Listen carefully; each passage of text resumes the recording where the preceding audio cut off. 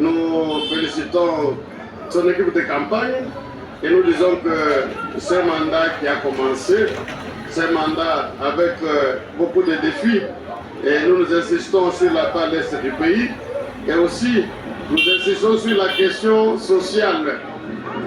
Nous croyons qu'il avait déjà commencé quelque chose dans le domaine social et maintenant tout le peuple congolais lui a renouvelé la confiance pour qu'il continue l'œuvre qu'il avait déjà commencé. Et nous sommes heureux. Priorité direct, le chef de l'État qui va saluer la distinguée première dame, son épouse Denise Nyakero. Voilà. Abonnez-vous massivement à Gombo News.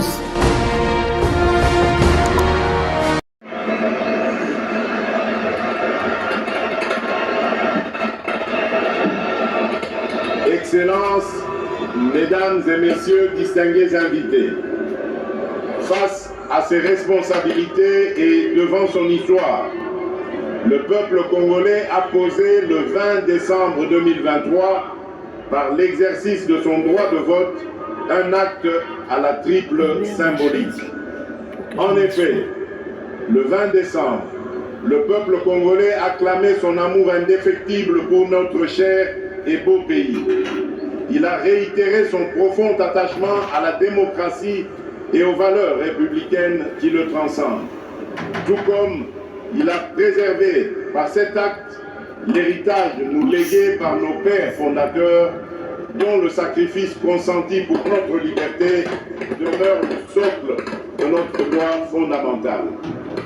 Appelé à opérer librement son choix parmi les différentes offres qui lui étaient présentées, le peuple congolais souverain primaire a opté dans sa plus grande majorité pour la consolidation des acquis glanés du combat auquel je m'étais solennellement engagé le 24 janvier 2019 lors de ma première investiture, celui de garantir le mieux-être de chaque citoyen et citoyenne de la République démocratique du Congo, de préserver leur dignité et de restaurer leur fierté d'appartenir en tout temps et en tout lieu à notre chère et belle nation.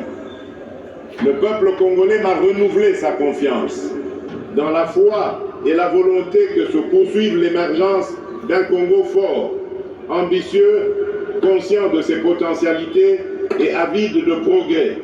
Un Congo plus uni, plus fort et plus prospère. Mes chers compatriotes, ce résultat que nous célébrons ce jour a bénéficié de plusieurs apports spécifiques que je m'en voudrais de ne pas mettre en exergue. Ainsi, je salue chaleureusement ma famille politique et mes compagnons de lutte de l'Union sacrée de la nation, structure qui inclut mon parti, l'Union pour la démocratie et le progrès social.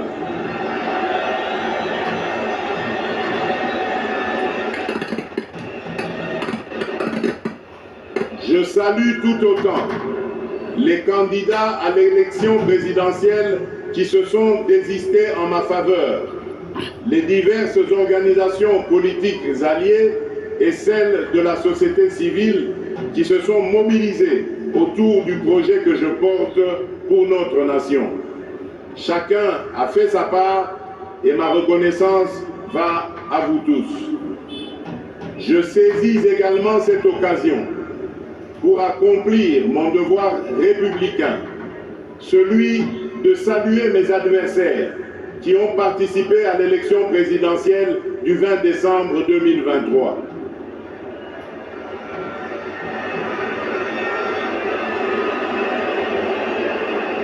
Ne dit-on pas que plus le combat est dur, plus la victoire est belle? Vous êtes donc, mesdames et messieurs, une composante consubstantielle à l'événement de ce jour. Et vous avez à juste titre votre place dans la gouvernance de notre pays.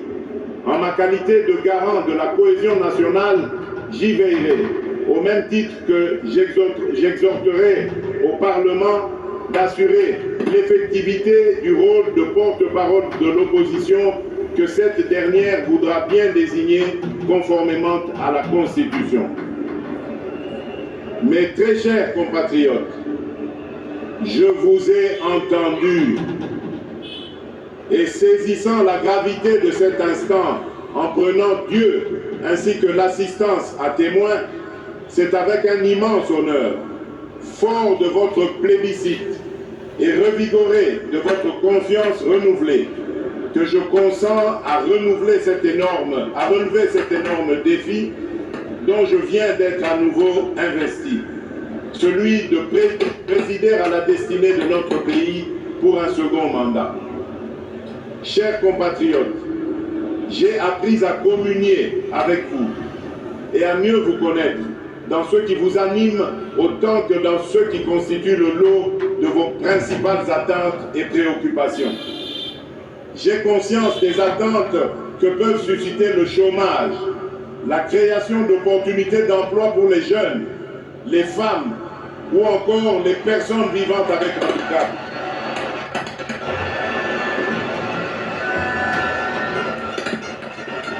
L'autonomisation et la promotion des femmes dans notre société, de même que l'inclusion et la protection des personnes les plus vulnérables. Tout comme j'ai conscience de vos attentes relatives à l'augmentation du pouvoir d'achat, à la stabilité du franc congolais, à la création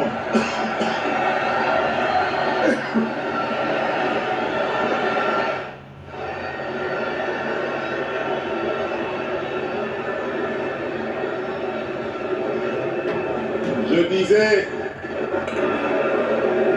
tout comme j'ai conscience de vos attentes relatives à l'augmentation du pouvoir d'achat, la stabilité du franc congolais, la création d'une véritable industrie qui pourra concourir à la réduction de la dépendance de notre économie aux importations, notamment celle des biens et des produits de première nécessité.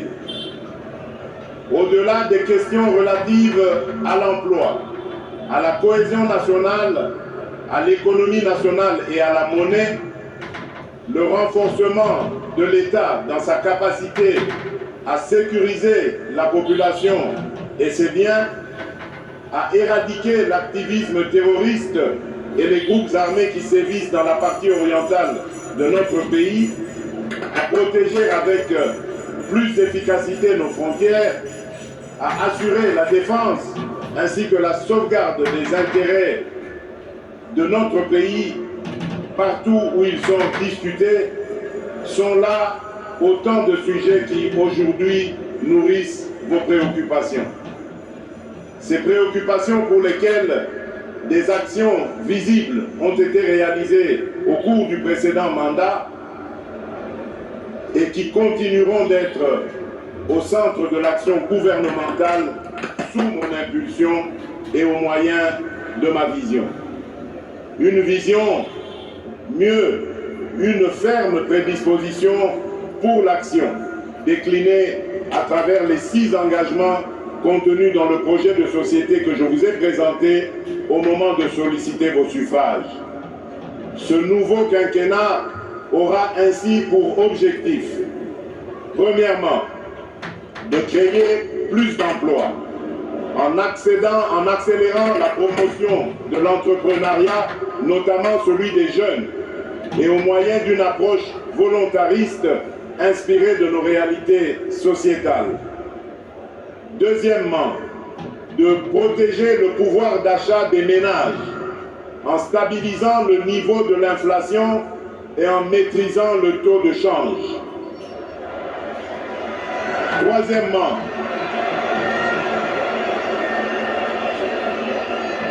Troisièmement, d'assurer avec beaucoup plus d'efficacité la sécurité de nos populations, de notre territoire, de nos biens ainsi que la préservation de nos intérêts. Au moyen d'une restructuration profonde de notre appareil de sécurité et de défense et par la poursuite du renforcement de notre diplomatie. Quatrièmement, de poursuivre la diversification de notre économie et d'accroître sa compétitivité en optant pour la transformation de nos produits agricoles et miniers bruts sur notre sol. Cinquièmement, de garantir plus d'accès aux services de base en veillant à l'extension des programmes tels que ceux de la couverture santé universelle, de la gratuité de l'enseignement et du PDL 145 territoires. Et enfin, sixièmement, de renforcer l'efficacité de nos services publics. Ces engagements résument ma détermination à offrir des solutions pragmatiques par la force de la volonté et de la mobilisation des énergies de tous pour la création de plus d'emplois pour les jeunes à la sortie de la formation et pour les personnes en sous-emploi, la maîtrise du coût de la vie et la garantie de la sécurité des citoyens où qu'ils vivent. À ces engagements s'ajoute l'épineuse question du désenclavement de nos territoires, dont la solution en termes de financement vient d'être rendue possible, notamment grâce à l'affectation prochaine de fonds issus de l'enveloppe obtenue dans le cadre de la renégociation du projet SICOMINE et qui devrait atteindre un montant global de 7 milliards de dollars américains.